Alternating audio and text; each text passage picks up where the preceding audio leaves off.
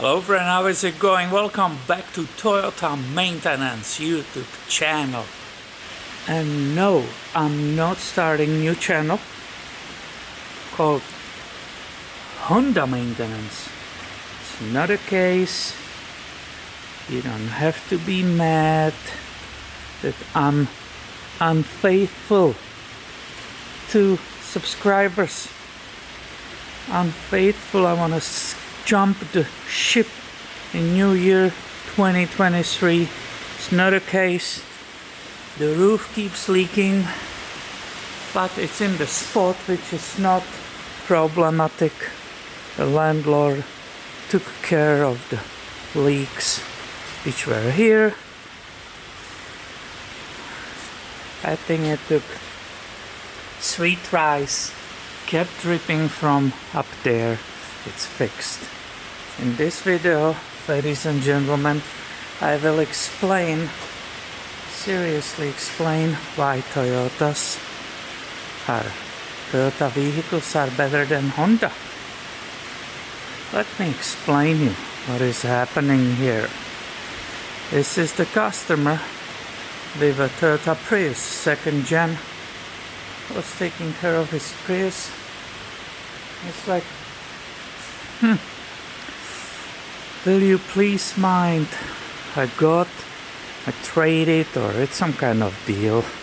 I don't know exactly details. I traded Accord, 2006 Accord, 188,000 miles. Will you please check it, because it has an intermittent start. I think the starter is bad.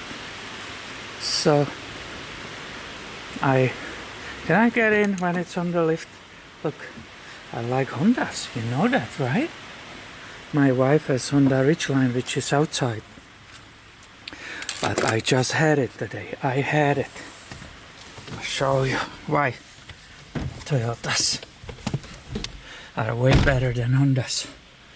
Look at that steering wheel right here. Look at this. What is this? What is this? Absolutely not okay. Look at it. Is it? See how it's falling apart? I'm done with Honda. I can't take it anymore. Peeling off all the time. The steering wheels. Look how the dashboard is gorgeous. Excuse me, instrument cluster. Look, you open the door. Look at this. So beautiful.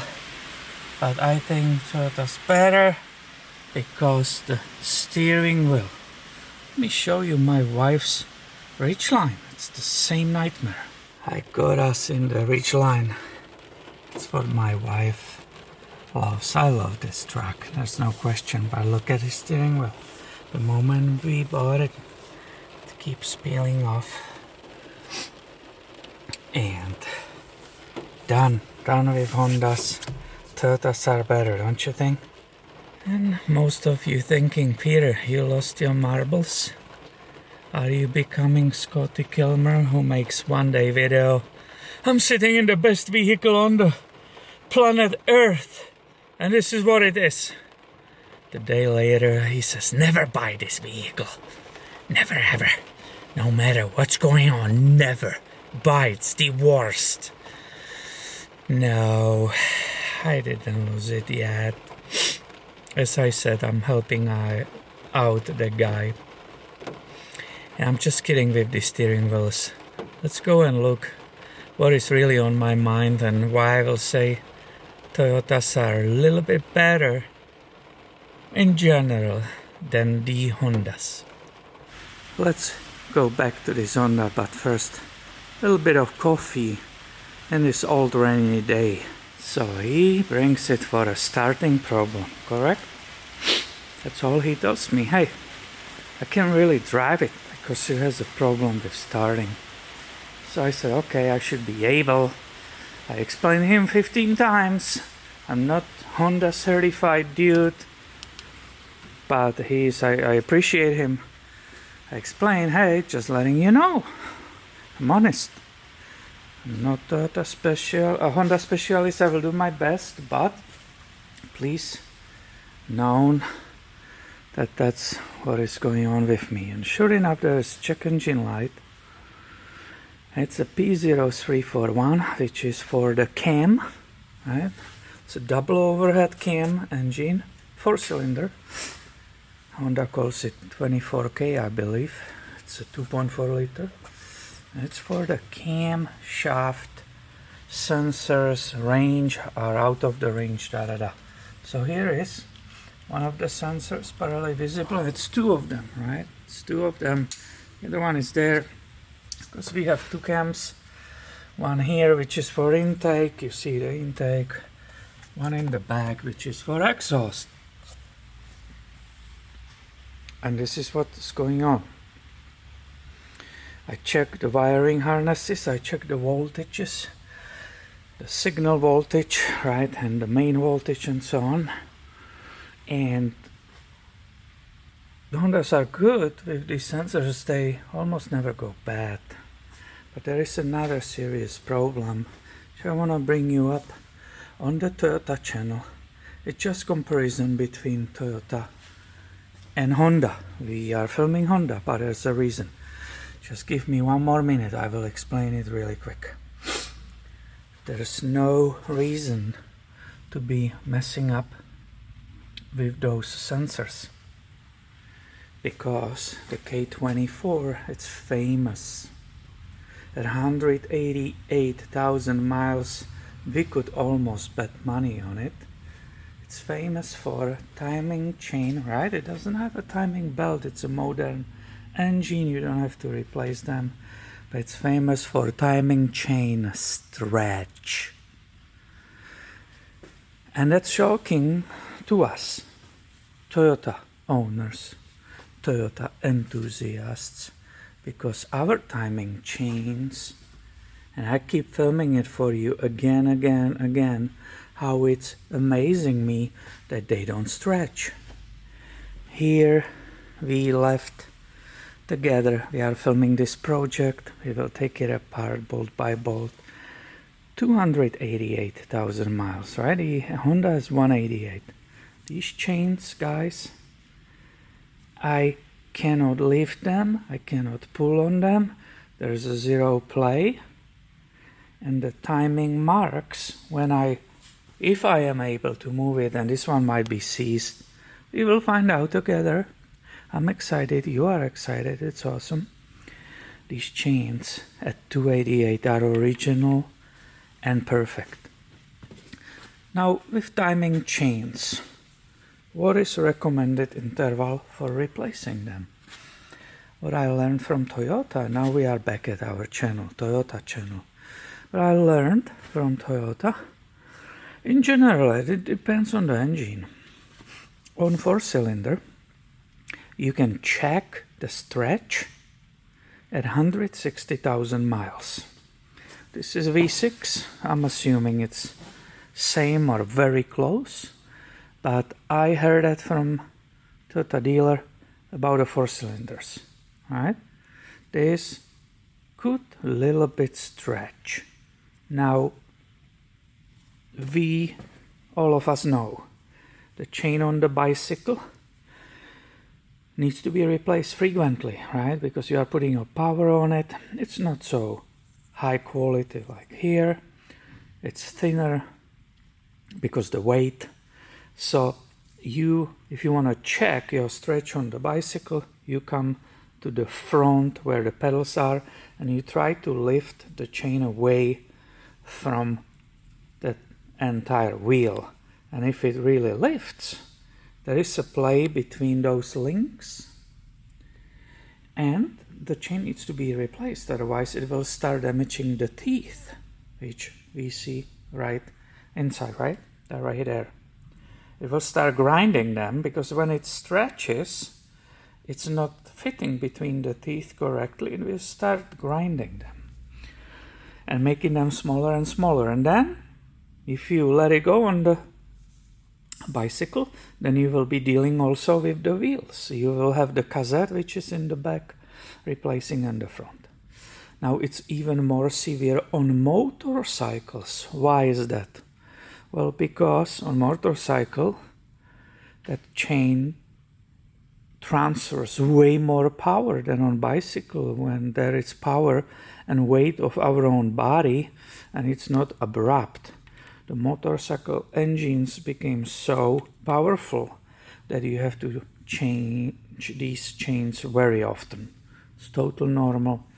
It's expensive, but it's a part of enjoying these bikes, right?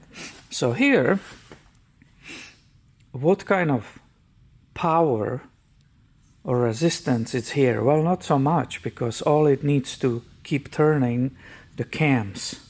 The cams give resistance because the lobes are pushing in and out the valves, and that's the whole resistance against the movement of the main crank and everything. So the resistance here is way smaller, therefore these chains, despite the fact they are way smaller than on the motorcycle, they last way longer. Well, this engine, K24, is famous, and guys, I just had it completely apart. I'm just waiting for communication from the owner. I text him all the findings, including the starter, which is, you will laugh about it, right? We can use it against the Honda again. Where do you think is the starter here? If you look from here, you can look all around the engine, obviously towards the tranny, which is here. It cannot be here, right? If you look everywhere, you will not find it. Lift this vehicle up. Honda Accord 2006 K24 engine. Lift it up and try to find it from under. You won't. You will never find it. Starter. You know why? And it's shocking because on 4 cylinders, to replace starter, it should be always less than 1 hour or 1 hour of labor. Not here, my friend. It's actually underneath this entire intake. That's why you cannot see it. All this stuff has to be removed off the engine to finally get to the starter, which, if you think about it, okay, you don't replace it so often, maybe once, right? The whole vehicle will last lifetime with 2 starters. Yeah, but what's about diagnosis? If you want to get to those wires and check for the voltage drop or something, well, it's impossible, right? You will spend 1.5 hours just getting to it. So, yeah, another problem. Anyway, when I removed the valve cover here, I timed the whole engine in the TDC on the number 1. It's the same like Toyota.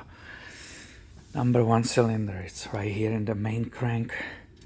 I all aligned it. I made video for Ortho Resource channel, which I own.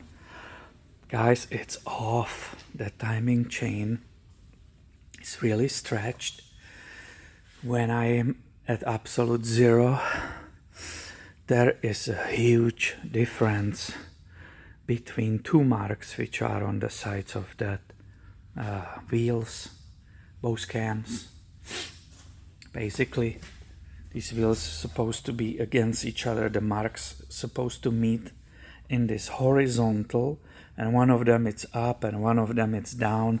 It's like 1.5 tooth between them when it's at 0. So, what do you say? We don't see it. I keep filming it. We don't see it on our 4-cylinder Toyotas, do we? And guess what? The customer's calling. So I better stop filming. So here you got it, my friend. This is what I think about Honda cars versus Toyota cars. It's a whole different world with the Honda pickups and Toyota pickups, right? It's different. Toyota has way bigger range. Honda hybrids, to my knowledge, a big joke. They never were really good. Honda Civic Hybrid, that was a joke which sometimes didn't make it uphill. The Toyota hybrids are the leading number 1 in the world. There's no question about that. So, do I hate Hondas? Absolutely not. I will buy 2006 Accord like this. I don't care that it has timing chain stretch. I have a shop. I can fix it myself, right? If this owner would love to sell it for some reasonable price, I will buy it right away, even if I don't need it. There are super awesome cars on this. As you know, we have that '06 Ridgeline outside. Incredible machine. So good, so reliable, incredible. So, Toyota versus Honda. Please share your opinions and experiences. I'm not Honda hater, so don't crucify me, Honda lovers. Oh, that's a parts. I need to answer that. Yeah, starter is coming tomorrow. It's late in the afternoon. Whatever, almost 5 p.m. So I will replace that starter on this for him. That's bad. But he will probably postpone that timing chain replacement. That's not cheap, as you can imagine. It's basically entire timing chain cover plus the parts. Again, you better go with Honda. You don't buy some aftermarket kits. I will never do that. So yeah, I need to get a quote for the parts for him. So thank you for watching. Share your opinions, and I will continue in the next one. I saw some comments underneath the last video. One of them caught my attention. I will probably make video about it tomorrow. See you later, my friend.